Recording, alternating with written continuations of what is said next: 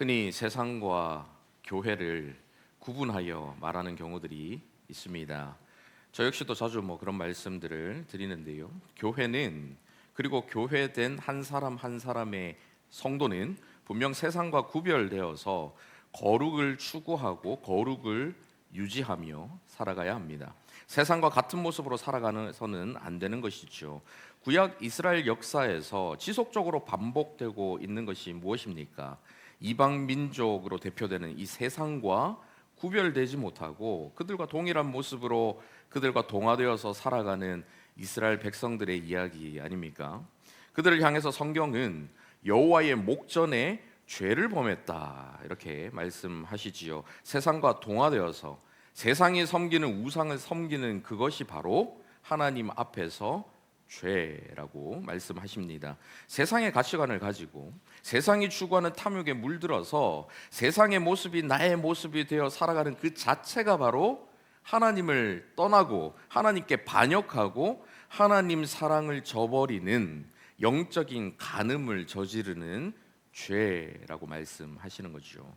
그렇게 하나님께서는 저와 여러분을 구별된 자가 되게 하셨고 세상과 같지 않은 거룩한 무리, 성도로 부르셨습니다. 하지만 그렇다고 해서 저와 여러분이 세상으로부터 떠나 살라고 명령하시지는 않으셨습니다. 만약 그렇다면 교회 건물들을 모두 세상과 담을 쌓고 어디 산속으로 한적한 곳으로 들어가야 하겠죠. 이 땅의 모든 존재, 모든 물질, 모든 세계가 하나님께로부터 창조된 하나님의 소유입니다. 우리가 세상이라고 부르는 그 영역 역시도 하나님의 통치 아래에 있는 하나님의 소유인 것이죠. 그렇기 때문에 저와 여러분이 이 세상과 구별되어야 한다라는 것은 세상을 떠나서 살아가는 것이 아니라 세상 안에서 살되 그 세상과는 다르게 거룩을 추구하며 살아가야 한다라는 말씀입니다. 세상의 중심, 그 한복판에 서서 둘러싸여 있는 세상 사람들을 향해서 거룩을 외치며 사랑을 외치며 복음을 외치며 살아가야 한다라는 것이죠. 그래서 하나님께서는 매 주일마다 세상 속에서 살아가는 저와 여러분을 이 예배의 자리, 거룩의 자리에 모이도록 부르십니다. 그러면서 세상 속에서 묻은 더러운 죄악들을 씻어서 용서해 주시고 선포되는 말씀을 통해서 하나님을 경외하고 세상 속에서 구별되게 살아갈 수 있는 새 힘을 주시지요. 그리고 그렇게 힘을 주신 후에 힘을 얻은 저와 여러분을 다시 세상 속으로 보내시는 것입니다. 왜 그럴까요? 예배 가운데 얻은 은혜, 예배 가운데 얻은 사랑, 거룩의 힘으로 거룩이라고는 전혀 모르는 세상을 향해서 이것이 거룩이다, 이것이 복음이다, 이것이 진짜 사랑이다 하는 것을 보여주면서 그 세상을 변화시키기 위해서인 것이죠. 따라서 하나님의 부르심에 따라서 교회를 모이는 것이 아주 중요하죠. 세상 속에서만 살아가다 보면 구별된 자로 살아갈 수 있는 힘을 얻지 못하기 때문입니다. 하지만 그건 못지않게 중요한 것이 무엇입니까? 하나님의 보내심에 따라서 세상으로 나아가는 것, 일상에서 하나님을 드러내며 삶으로 하나님을 지속적으로 경외하고 예배하는 것, 그건 역시 모이는 것만큼 중요한 것이죠. 그런 의미에서 예배의 마지막 순서, 이 하나님의 보내심이 단순히 예배를 마치는 형식 그 이상의 의미가 담겨 있는 것입니다. 하나님의 보내심 순서에 우리 주보를 보시면 우리 교회는 하나님의 부르심, 용서하심, 말씀하심, 보내심, 이렇게 네 가지 카테고리로 되어 있죠. 지금 하나하나 다 살펴보고 오늘 마지막 보내심의 순서인데요. 이 보내심 순서에 가장 먼저 있는 것이 무엇입니까? 바로 봉헌이죠. 보통의 경우에는 이 순서를 헌금으로 표기하지만 우리 교회에서는 봉헌이라는 표현을 의도적으로 이렇게 쓰는 이유가 있습니다. 봉헌의 사전적인 의미는 받들 봉, 드릴 헌, 무언가를 받들어 드린다라는 뜻이지요. 존귀하신 하나님께 우리가 준비한 그 무엇을 받들어 올려드리는 일을 의미하는 것입니다. 성경에서 이 봉헌이라는 것은 제사 때 하나님께 제물을 바치는 일을 가리키는 것입니다.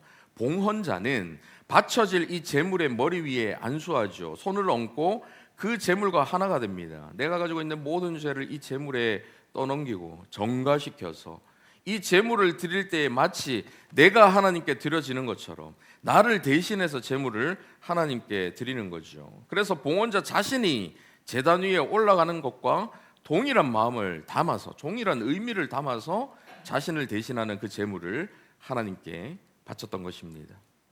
구약 시대의 이 불완전한 제사는 예수 그리스도의 단 한 번의 완전한 제사로 완성되었습니다. 그래서 역사상 가장 고귀하고도 완전한 봉헌은 십자가 위에서 자신의 전부를 하나님께 내어드린 예수 그리스도의 자기 봉헌이지요. 이처럼 봉헌이라는 것은 단순히 돈을 하나님께 드리는 것 이상의 의미가 담겨 있는 것입니다. 그리스도를 본받는 자, 그래서 그리스도인이라고 부르는 저와 여러분은 십자가 위에서 자신을 온전히 바치신 예수 그리스도처럼 저와 여러분의 마음을, 저와 여러분의 삶을, 저와 여러분의 몸을 하나님께 받들어 올려 드려야 하는 것이죠. 그 마음과 정성을 눈에 보이는 돈이라는 물질에 담아서 하나님께 올려드리는 시간이 바로 이 봉헌 시간인 것입니다. 그래서 돈을 바치는 의미의 이 헌금이라는 표현도 틀린 것은 아니지만 단순히 이 돈을 드리는 제한적인 의미를 넘어서서 이 물질에 담겨 있는 우리의 모든 마음과 뜻과 정성, 즉 우리의 전부를 하나님께 내어드린다라는 이런 의미로 봉헌이라고 표현을 하는 것이 더 적절할 것입니다. 창조주 하나님께서 저와 여러분을 만드셨죠. 그리고 보시기에 심히 좋았더라 말씀하셨습니다. 인간의 존재 자체가 하나님께 영광이고 하나님께 기쁨이었죠. 그래서 하나님의 뜻 안에서 일상을 살아가는 그 자체가 하나님께 드려지는 봉헌이었던 것입니다. 하나님 말씀대로 살아가는, 처음에 죄가 없이 타락 이전에 하나님의 뜻대로 하나님과 함께 기쁨을 누리며 살아가는 그 순간순간이 그 삶 자체가 하나님께 드려지는 봉헌의 삶이었던 것이죠. 로마서 12장 1절에서 사도 바울도 이렇게 말합니다. 같이 한번 읽어보실까요? 시작. 그러므로 형제들아, 내가 하나님의 모든 자비하심으로 너희를 권하노니 너희 몸을 하나님이 기뻐하시는 거룩한 산 제물로 드리라. 이는 너희가 드릴 영적 예배니라. 거룩한 산 제물로 무엇을 드리라고 말합니까? 너희 몸을. 하나님, 제가 하나님께 제 마음을 바치겠습니다. 아니, 몸. 하나님, 제가 저의 정성을 드리겠습니다. 아니, 몸. 너희 몸을, 너희 삶을, 너희 전부를 하나님께 드리라. 눈에 보이는 몸으로, 삶으로 하나님께 드리는 것, 그것이 진정한 봉헌인 것이죠. 그런데 여기서 문제가 있습니다. 타락으로 인해서 하나님과의 관계가 끊어지고 자신만을 위해 살아가는 인간이라는 이 존재는 더 이상 하나님께 드려지는 봉헌이 될 수 없게 되었습니다. 자신에게 주어진 재물과 건강과 생명이라는 이 모든 것이 하나님께로부터 주어진 은혜의 선물이라는 사실을 잊어버리고 마치 자기가 잘나서 그 모든 것을 소유하고 있는 것처럼 생각하게 된 것이죠. 자신의 존재로 하나님께 봉헌했던 그 본연의 모습을 잃어버리고 자기 자신에게나 자기를 위해 만든 헛된 우상에게 봉헌하면서 살아가는 존재가 된 것입니다. 저와 여러분의 지난 한 주간의 삶을 한번 생각해 봅시다. 물론 생업에 많은 시간을 쓰는 것, 생존을 위해서 어쩔 수 없는 일이죠. 꼭 필요한 시간 외에 우리의 마음과 생각을 온통 지배하고 있던 것은 무엇입니까? 저와 여러분의 시간을 봉헌했던 대상은 무엇입니까? TV에 가장 많은 시간을 들였던 사람은 TV에 자신을 봉헌한 거죠. 다른 유흥에, 다른 놀이에, 다른 것에 자신을 들였던 사람, 가장 많은 시간과 에너지와 생각을 들였던 사람은 그건 것들에 봉헌한 것입니다. 여러분, 한 주간 동안 살면서 어떻게 하면 하나님과 더 가까워지고 말씀을 더 잘 이해할 수 있을까? 어떻게 하면 기도하는 시간을 더 많이 가져볼 수 있을까? 어떻게 하면 내가 속한 우리 서울제일교회를 더 든든히 세워갈 수 있을까? 여러분, 이런 생각들 많이 하셨지요? 네, 아니십니까? 저는 뭐 목사다 보니까 아무래도 여러분보다 이런 생각을 더 많이 하겠죠. 그런데 말씀을 준비하면서 저희의 시간을 되돌아보니까 그런 생각 못지않게 이따 뭐 먹지? 애들 방학인데 어디 데려가 놀지? 아주 이런 사소한 생각들부터 시작해서 막 가족을 책임지며 살아가는 가장으로서 막 일어나는 여러 현실적인 문제들 있잖아요. 그런 문제들을 어떻게 해결하지? 이런 복잡한 생각들이 많아지는 것을 보게 됩니다. 그러다 보니까 마땅히 해야 할 고민들을 넘어서서 저의 욕심이, 저의 나태함이, 지나친 자기 만족의 추구가 하나님께 드리는 삶을 가로막을 때가 참 많다라는 거예요. 교회를 위해서 생각하고 사역을 생각하고 하나님과의 관계를 생각하고 물론 그렇게 생각하는 시간들도 많지만 조금씩 세상 걱정들이 들어오고 저의 욕심을 채우고자 하는 마음들이 제 마음을 계속해서 사로잡는 것을 경험했습니다. 저만 그렇습니까? 저의 삶을 하나님께 내어드리겠다고 결단하며 목사로 살아가는 저도 그런데 세상의 온갖 유혹과 시험을 일선에서 받으면서 살아가는 여러분은 얼마나 많은 시간과 마음을 그리고 그 생각을 세상에 빼앗기며 살아가고 계십니까? 구약시대 제사를 드릴 때는 흠 없는 제물만 하나님께 봉헌할 수 있었습니다. 그런데 타락하여서 흠이 많은 우리의 일상은 거룩하신 하나님께서 더 이상 받으실 수 없는 흠이 있는 제물, 그래서 봉헌을 드릴 수 없는 존재가 되어버렸죠. 그런 비참한 인간에게 예수 그리스도께서 친히 찾아오셔서 더 이상 우리의 존재로 봉헌할 수 없게 된 인간을 대신해서 십자가 위에서 그리스도 자신을 온전히 봉헌하심으로 그 인간과 하나님 사이에 깨어지고 끊어진 그 관계를 다시 회복시켜 주신 것입니다. 그래서 인간이 비록 여전히 흠이 많고 불완전한 모습이지만 흠 있는 재물이지만 다시 하나님께 자신을 내어드리는 봉헌을 할 수 있도록 만들어 주신 것이죠. 흠 없는 재물이신 완전한 봉헌물이신 예수 그리스도에 붙어 있는 저와 여러분, 그 예수 그리스도로 인해서 흠 있는 재물이지만 흠 없는 재물처럼 여겨져서 봉헌을 드릴 수 있도록 만들어 주신 것입니다. 그렇게 저와 여러분이 예배 가운데에 우리의 헌금, 우리의 시간, 우리의 재능, 우리의 삶 전체를 드릴 수 있는 것은 바로 그 예수 그리스도의 은혜 때문이죠. 이 은혜에 의하지 않고 의무감이나 인간적인 욕심으로 드리는 봉헌은 하나님께서 받으시는 진정한 봉헌이 될 수가 없는 것입니다.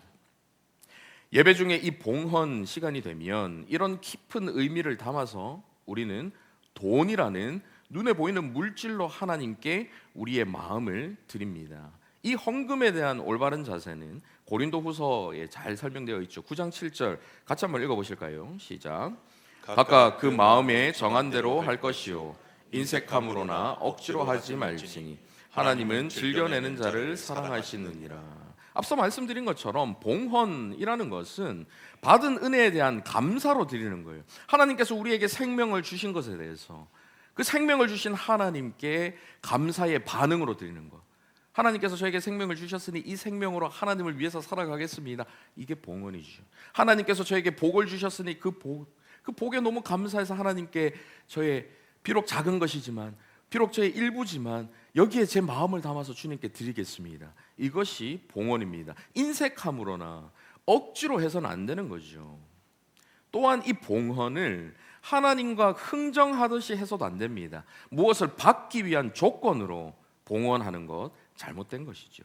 대학 입학을 위해서나 취업을 위해서나 어떤 복을 받기 위한 수단으로 봉헌하는 것, 마치 무슨 투자하듯이 수익을 내기 위해서 그렇게 봉헌하는 것, 이 봉헌의 진짜 의미에 부합되지 않습니다. 봉헌이라는 것은 하나님께 받은 것을 하나님의 영광과 사역을 위해 자발적으로 드리는 감사의 행위이기 때문이죠.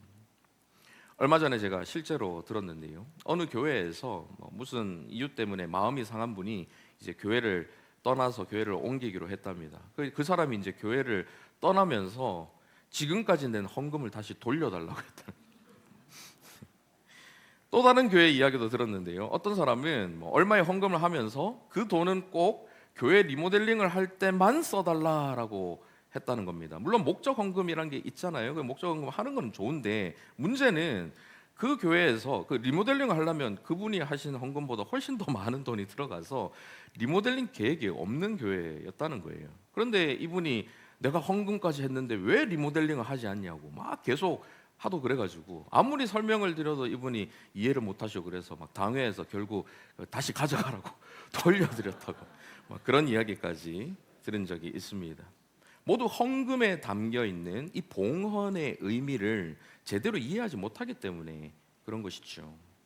우리 교회에서는 이 봉헌을 할 때에 결단의 찬양을 한 번 더 반복해서 부릅니다. 말씀을 통해 주어진 은혜에 대한 감사의 반응으로 우리 결단의 찬양을 드리잖아요.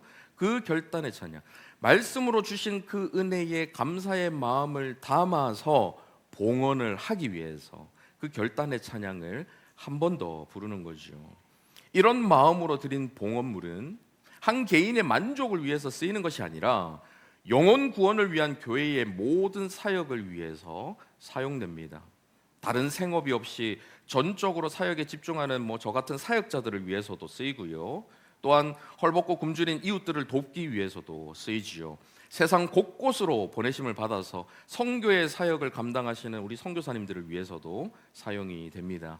그렇게 저와 여러분이 마음과 정성을 다해서 드린 이 헌금을 통해서 하나님 나라를 확장하는 일에 우리 자신을 내어드리면서 우리 자신도 함께 동참하게 되는 것이지요. 그래서 이런 봉헌의 쓰임에 따라서 하나님의 보내심이라는 이 카테고리 안에 이 봉헌이 들어가 있는 것입니다. 이제 예배의 마지막 순서인 이 강복 선언에 대해서 함께 살펴보도록 하겠습니다. 하나님께서는 언약 백성들을 불러 모으시고 복의 선언을 통해서 자신을 내어 주시면서 예배가 시작됩니다. 그래서 하나님의 부르심 순서, 우리 예배에 처음 있는 하나님 부르심 순서에 말씀 사역자인 목사가 보이지 않는 하나님을 대신해서 두 손을 들고 하나님의 복을 선언하는 이 삼위 하나님의 인사 시간을 갖는다라고 말씀을 드렸지요. 예배를 마치면서 세상 가운데로 보내시는 이때에도 하나님께서는 복을 선언해 주시면서 저와 여러분이 세상 어느 곳에 있든지 하나님께서 함께 하시고 복을 주시겠다, 그 약속을 다시 한번 기억할 수 있도록 해주시는 것입니다. 기도하는 시간이 아니라 하나님의 말씀을 선포하는 그런 시간인 것이죠. 그래서 이 시간을 강복선언이라고 표현을 합니다. 많은 교회에서 이 시간을 축도라고 표현을 하지요. 축복기도, 틀린 표현은 아닙니다. 그리고 그 교회에서는 예배에서 그런 의미를 담아서 하겠죠. 그렇지만 우리 교회에서는 이 강복선언이라는 의미를 담아서 이렇게 표현을 합니다. 복을 비는 기도 시간이라고 만약에 생각을 한다면 모두 눈을 감고 기도를 하고 목사도 그 마무리를 간절히 축원하옵나이다 이렇게 마쳐야 한다라고 생각할 수 있죠. 하지만 그렇게 눈을 감고 있으면 아무도 보는 사람도 없는데 목사가 굳이 손을 들 필요가 없지 않겠습니까? 손을 든다고 여기서 무슨 장풍이 나가거나 막 신령한 능력에 불을 뿜거나 제 손에서는 그런 게 나가지를 않거든요. 저는 그런 능력이 없습니다. 제가 손을 들고 기도해서 여러분의 병이 낫고 여러분이 막 떼돈을 번다고 하신다면, 그런 놀라운 복을 받으신다면 저는 하루 종일이라도 손을 들고 있을 수 있겠죠. 물론 우리 장로님들이 옆에서 손을 좀 받쳐주셔야겠지만요. 그럴 수 있습니다. 하지만 죄송하지만 저에게는 그런 능력이 없습니다. 저에게는 여러분께 드릴 수 있는 복이 없어요. 목사가 두 손을 드는 것은 그 들린 손을 통해서 보이지 않는 하나님의 손을 가시적으로 나타내는 것뿐입니다. 들린 두 손 너머에 계시는 하나님의 손을 통해 복이 전해진다라는 것을 눈으로 보여드리는 거죠. 복의 근원은 하나님이세요. 하나님께서 손을 들고 저와 여러분에게 복을 선언해 주십니다. 그것을 보이는 목사의 손을 통해서 믿음으로 바라보는 거죠. 이 말씀은 당연히 김송 목사를 하나님처럼 보라는 뜻이 전혀 아닙니다. 여러분 그렇게 오해하시면 안 됩니다. 하나님은 영이시기 때문에 우리 눈에 보이지 않으시죠. 그러다 보니 우리는 하나님을 너무 추상적으로 생각을 해요. 보이지 않는 분이니 하나님이 여기 계시다는 사실을 별로 인지하지 못합니다. 그러다 보니 우리는 눈 감고 아무 생각 없이 말로만 듣다 보면 지금 이 자리에 계셔서 실제로 복을 선언하시는, 실제로 함께 하시는 하나님에 대해서 별로 믿기지도 않고 감흥도 없는 거예요. 우리 모두가 그런 연약한 인간이기 때문에 눈에 보이는 인간 목사의 그 들려진 손을 직접 보면서 하나님께서 지금 보이시진 않지만 저렇게 손을 들고 우리에게 복을 선언해 주시는구나, 그것을 떠올리는 거죠. 강복 선언을 하면서 제가 의도적으로 여러분 한 분 한 분을 이렇게 바라봅니다. 하나님께서 지금 이렇게 이 자리에 계신 여러분 한 사람 한 사람을 보고 계신다. 여러분 한 사람 한 사람에게 직접 복을 선언하신다. 이것을 여러분께서 직접적으로 느끼도록 하기 위함이죠. 보이는 것만 보고 보이는 것만 믿는 우리의 연약한 한계에 맞춰서 예배의 은혜를 가장 극대화하기 위한 예전이라고 할 수가 있습니다. 전통적으로 이 강복 선언이라는 것은 오늘 읽으신 본문과 고린도후서 13장 13절 말씀을 많이 사용을 하죠. 기도 시간이 아니고 말씀 선포 시간이기 때문에 여기에 여러 다른 기도 내용들을 장황하게 덧붙일 필요는 없습니다. 오히려 말씀을 있는 그대로 선포하는 것이 더욱 바람직하다라고 할 수 있지요. 그렇다면 이 강복 선언은 언제 어떻게 시작이 된 것일까요? 오늘 본문 22절 한번 보십시오. 여호와께서 모세에게 말씀하여 이르시되, 누가 모세에게 말씀하셨다고요? 여호와께서, 하나님께서 친히 모세에게 시키신 일이에요. 사람이 만들어낸 게 아니라 하나님께서 친히 말씀하셨습니다. 뭐라고 말씀하셨습니까? 23절 같이 읽습니다. 시작.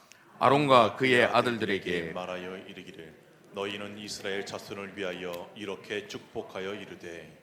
아론과 그의 아들들은 제사장을 가리키죠. 제사장들이 제사를 마치고 돌아가는 이스라엘 백성들을 위해서 복을 빌라라고 하나님 말씀하고 계신 것입니다. 그래서 구약 시대에 이 제사가 끝나고 나면 제사장들은 하나님의 말씀에 따라서 이스라엘 백성들을 향해서 두 손을 들고 그들에게 하나님의 복을 선언했습니다. 레위기 9장 22절 이하를 보십시오. 아론이 백성을 향하여 손을 들어 축복함으로 속죄제와 번제와 화목제를 마치고 내려오니라. 모세와 아론이 회막에 들어갔다가 나와서 백성에게 축복하매 여호와의 영광이 온 백성에게 나타나며 불이 여호와 앞에서 나와 제단 위에 번제물과 기름을 사른지라. 온 백성이 이를 보고, 백성들 눈 뜨고 지금 보고 있죠. 아론이 손을 들고 복을 선언할 때 눈 뜨고 보는 거예요. 근데 거기서 불이 떨어지니까 그것을 보고 소리 지르며 엎드렸더라. 이것이 바로 강복 선언의 시작입니다. 예배 중에 이 강복 선언이라는 이 순서는 사람이 만들어낸 게 아니에요. 하나님께서 친히 주신 거고, 현대 교회에만 있는 것이 아니라 이미 구약 시대부터 처음 교회가 생겼던 바로 그 순간부터, 그 예배 시간부터 있었던 것입니다. 하나님의 말씀에 따라 제사를 집도하는 제사장들이 손을 들고 하나님의 복을 선언하는 것이죠. 하나님께서는 이 강복 선언에 대한 명령을 아론과 그 아들들이라는 특별한 직분자들에게 제안해서 주셨습니다. 아무나 나와가지고 복을 선언하도록 하지 않고 이 특별한 직분자들이 제안하셨죠. 그래서 오늘날에도 임직을 받은 저와 같은 목사들만 이 강복 선언을 할 수 있도록 제안하는 것입니다. 특별히 이 강복 선언이 말씀의 선포이기 때문에 불가피한 경우가 아니라면 예배 중에 말씀의 사역을 감당한 이 말씀 사역자가 하나님의 말씀을 그대로 선포하면서 강복 선언을 하는 것이 가장 바람직한 것이죠. 오늘 본문 계속해서 한번 보십시오. 하나님께서 어떻게 복을 빌라고 하십니까? 24절 이하 26절까지 같이 읽습니다. 시작. 여호와는 내게 복을 주시고 너를 지키시기를 원하며 여호와는 그의 얼굴을 내게 비추사 은혜 베푸시기를 원하며 여호와는 그 얼굴을 내게로 향하여 드사 평강 주시기를 원하노라 할지니라 하라. 하나님께서 주시는 복에 대해서 구체적으로 설명하는 이 구절들에 몇 가지 중요한 특징들이 있습니다. 먼저 여기서 여호와라는 이름이 3번이나 사용된 것에 특별한 의미가 있죠. 보통은 주어를 한 번만 사용해서 문장을 구성하는데 여기서는 여호와라는 단어가 의도적으로 3번 사용됩니다. 먼저는 복을 주시는 주체가 여호와 하나님이시다라는 것을 강조하는 의미가 담겨 있지요. 동시에 이 3이라는 숫자가 삼위 하나님을 나타내는 신성한 숫자이기 때문에 하나님의 완전성과 충만함을 강조하는 의미도 여기에 담겨 있습니다. 곧 삼위 하나님께서 완전한 복을 충만하게 부어주신다라는 것이죠. 이 구절들에 담겨 있는 또 다른 특징은 각 문장들에 사용되어 있는 이 동사들이 모두 미완료형 동사들이다라는 것입니다. 그것은 여호와께서 복을 주시고 지켜주시되 한순간도 멈추지 않고 계속해서 복 주신다라는 거죠. 그 얼굴을 비추시고 은혜를 베푸시되 계속해서 은혜를 베풀어 주신다. 그 얼굴을 드셔서 평강을 주시는데 계속해서 얼굴을 들고 평강을 주신다라는 의미입니다. 처음에는 이 복이라는 추상적인 용어가 사용되죠. 근데 하나님께서 주시는 복이라는 것은 하나님 자신이 복의 근원이시기 때문에 하나님께서 복을 주신다라고 할 때는 우리가 물질의 복, 건강의 복, 자식의 복, 형통의 복 이런 것들로 제한해서 생각하는 게 아니라 복의 근원이신 하나님 자신을 내어주신다라는 뜻이에요. 그래서 하나님께서 우리에게 주시는 복, 여호와께서 내게 복을 주시고 할 때 그 복은 여호와께서 너의 하나님이 되어주겠다. 여호와 자신 온전히 내어주셔서 저와 여러분의 하나님이 되어주시겠다라는 그런 뜻입니다. 그렇게 복이라는 용어로 사용되다가 그 다음에는 조금 더 구체적으로 그의 얼굴을 비추시는 것, 좀 더 구체적인 표현이 나오죠. 영이신 하나님은 그 얼굴이 보이지 않지만 존재를 대표하는 어떤 그 얼굴, 존재를 대표하는 부분이 얼굴이잖아요. 그 얼굴을 의인화해서 표현한 것입니다. 거기서 한 걸음 더 들어가서 그 얼굴을 내게로 향하여 드사라는 것은 보다 적극적이고 직접적으로 이스라엘에게 복을 내리시는 하나님을 나타내고 있는 거죠. 이와 같이 하나님께서는 저와 여러분에게 아주 적극적으로 복을 주시기를 원하시고 자신을 내어주시기를 원하시는 분이신 것입니다. 그래서 강복 선언을 할 때 목사도 얼굴을 여러분을 향해서 비추는 거예요. 한 분 한 분 이렇게 쳐다보면서 얼굴을 비추고 얼굴을 들고 그것을 통해서 하나님께서 얼굴을 비추시며 복을 선언하시는 것을 느끼실 수 있도록 그렇게 하는 것입니다. 하나님께서 이와 같은 복을 선언하라고 하시면서 뭐라고 약속하십니까? 27절 같이 읽습니다. 시작. 그들은 이같이 내 이름으로 이스라엘 자손에게 축복할지니 내가 그들에게 복을 주리라. 제사장이 여호와 하나님의 이름으로 이스라엘 자손을 위해서 복을 빌면 하나님께서 그들에게 복을 주실 것이다 약속하고 계십니다. 이 약속을 근거로 오늘도 제가 하나님을 대신해서 두 손을 들고 하나님의 말씀으로 여러분에게 복을 선언하면 하나님께서 약속하신 복이 여러분에게 실제적으로 흘러가게 되는 줄을 믿으시길 바랍니다. 하나님께서 반드시 들어주시는 기도가 있습니다. 그것은 바로 하나님의 약속을 근거로 드리는 기도이죠. 마치 자녀가 아빠 지난번에 약속하셨잖아요, 주시기로 약속하셨잖아요 이러면 꼼짝없이 줄 수밖에 없는 그것처럼 하나님께서는 신실하신 분이셔서 약속을 근거로 드리는 기도를 저버리실 수가 없습니다. 그러니 강복 선언을 할 때 여러분 저의 손을 노려보시면서 하나님께 말씀하십시오. 하나님 복 주십시오. 약속하셨지 않습니까? 제게 복 주십시오. 하나님께서 약속하셨기 때문에 여러분에게 복을 안 주실 수가 없는 것이죠. 이제 말씀 맺겠습니다. 세상의 한가운데에서 세상 사람들과 더불어 살아가는 저와 여러분을 거룩하신 하나님 앞으로 예배의 자리로 부르신 하나님께서는 이 예배를 통해 저와 여러분이 하나님의 영광을 바라보고 하나님을 경험하기를 원하십니다. 그리고 그렇게 은혜로 채움받은 저와 여러분을 다시 세상 가운데로 보내시는 거죠. 그런데 그냥 억지로 떠밀어 내보내시는 게 아니에요. 연약한 우리를 그냥 보호하시지도 않고 니들 알아서 한번 살아봐라 그냥 보내시는 게 아닙니다. 저와 여러분이 세상 속에서도 당당하게 살아갈 수 있도록, 그리고 주 예수 그리스도의 은혜와 하나님의 사랑과 성령님의 교통하심을 세상 가운데 당당하게 전할 수 있도록 두 손 들어 복을 주시면서 보내시는 것입니다. 그러니 하나님의 보내심도 놀라운 은혜인 것이죠.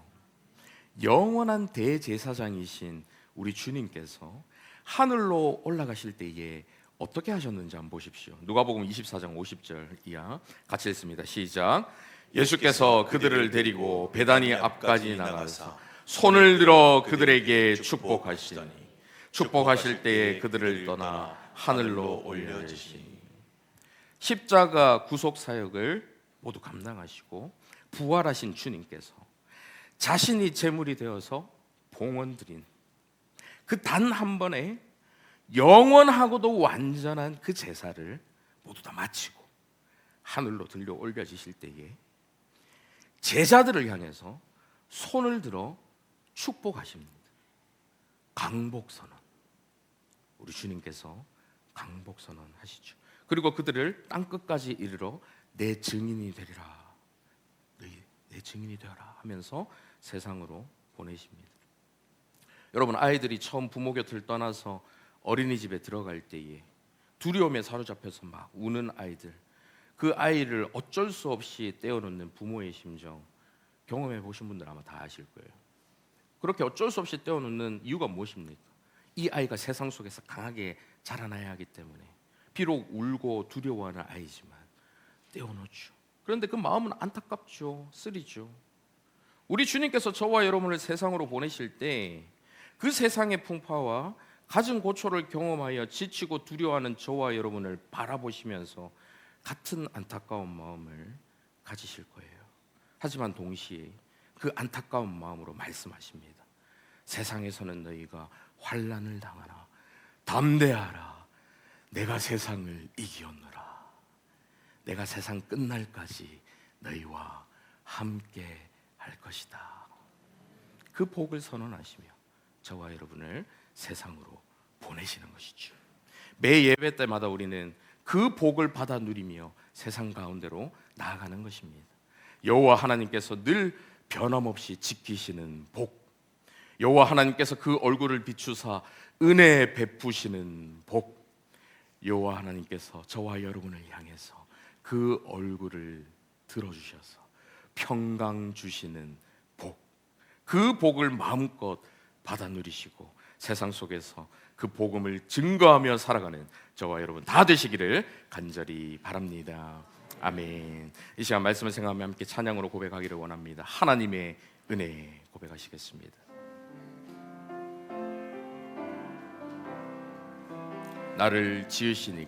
나를 지으시니가 하나님, 나를 부르신 네가 하나님, 나를 보내신 이도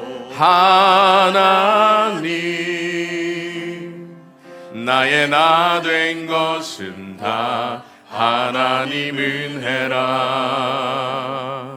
나의 달려갈 길 다 가도록 나의 마지막 호흡 다하도록 나로 그 십자가 품게 하시니 나의 나 된 것은 다 말씀을 생각하며 다시 처음부터 한 번 더 고백합니다. 나를 지으시니가 하나님, 이 예배 자리에 부르신 은혜, 나를 부르심의 그 부르시니가 하나님, 세상 가운데 보내심도 나를 보내시니도 하나님이십니다. 하나님, 나의 나 된 것은 다 나의 나 된 것은 하나님의 다 은혜라. 하나님 은혜라. 나의 달려갈 길 다 가도록 나의 달려갈 길 다 가도록 나의 마지막 호흡 다 하도록 나의 마지막 호흡 다 하도록 나로 그 십자가 품게 하시니 나로 그 십자가 품게 하시니 나의 나 된 것은 다 나의 나 된 하나님 것은 은혜라. 다 하나님 은혜라. 한량 없는 은혜, 한량 없는 은혜, 갚을 길 없는 은혜, 갚을 길 없는 은혜, 내 삶을 애워싸는 내 삶을 애워싸는 하나님의 은혜, 하나님의 은혜. 하나님의 부르심에 따라 세상으로 나간다 하더라도 나 주저함 없이 세상 속에서 그 땅을 밟음도, 그 땅을 밟음도 나를 붙드시는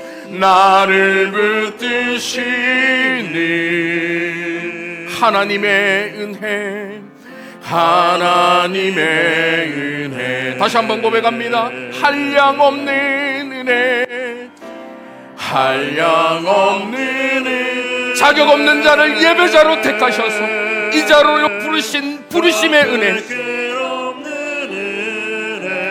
용서하시고 말씀하시고 세상으로 보내시는 내 삶을 애워싸는 하나님의 은혜, 하나님의 은혜. 그 은혜를 힘입어서 우리는 세상으로 나아가는 거예요. 나 주저함 없이 그 땅을 밟음도, 그 땅을 밟음도 나를 붙드시는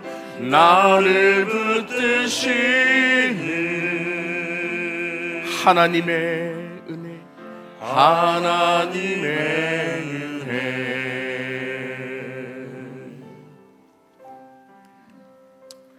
사랑하는 여러분, 지난 4주 동안 우리는 이 예배 가운데 우리가 누릴 수 있는 은혜, 하나님의 부르심도 은혜요, 용서하심도 은혜요, 말씀하심도 은혜요.